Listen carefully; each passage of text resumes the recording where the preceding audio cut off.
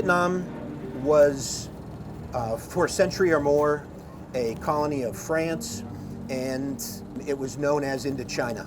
In World War II, the Japanese invaded Indochina, kind of took it over for its resources, which mostly rubber plantations. And towards the end of the war, the OSS, soldiers from the United States, got involved with insurgents there fighting the Japanese.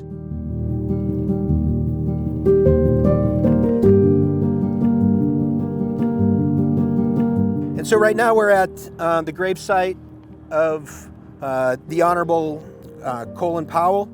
He was commissioned in 1958 after attending ROTC at the City College of New York. So he enlisted in the late 50s. Not a lot of Americans knew that Vietnam was a thing at the time, or even where Vietnam was. I would argue that they didn't know. Many didn't.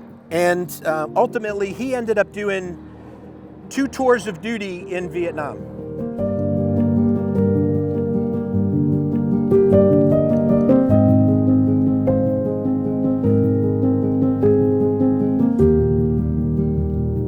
Commander Sapp, as I mentioned, a naval aviator, I'm very fond of his story because he originally, first he was born in Concord, North Carolina, and he originally joined the Navy in October 1952. He was a naval aviation cadet, which means he didn't have a college degree, but he went into the Naval Aviation Training Platform, and then once he finished learning how to fly, he got his wings and his commission on the same day. He went on to a destroyer, flying search and rescue missions into North Vietnam for aviators that were down during the early Rolling Thunder operations, early operations over North Vietnam.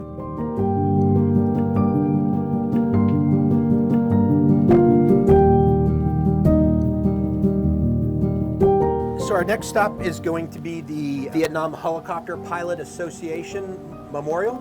In Vietnam, there were nearly 1,200,000 helicopters that flew in Vietnam. Of those, a little more than 5,000 were destroyed in either combat or accidents. Of those 12,000, roughly 7,000 were Huey helicopters. So just about 60% of the helicopters that flew in Vietnam were Hueys.